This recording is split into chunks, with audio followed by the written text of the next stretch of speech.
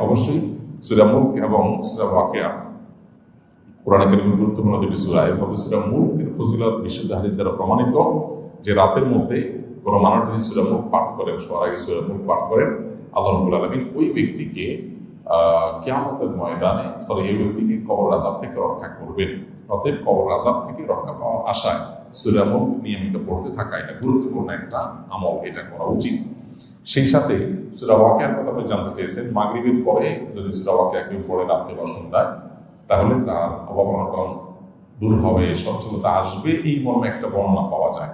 কিন্তু সেই বর্ণনার সনদ নিয়ে অনেক মুহাদ্দিসগণই আপত্তি তুলেছেন, সেটার বিশুদ্ধতা নিয়ে প্রশ্ন তুলেছেন, অর্থাৎ সেটাকে দায়ী বলে আখ্যায়িত করেছেন, মন্তব্য করেছেন মুহাদ্দিসরা অনেকে।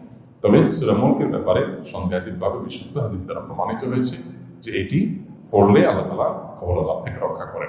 নিয়মিত এটি পড়ার চেষ্টা করা উচিত। একবার একজন দর্শক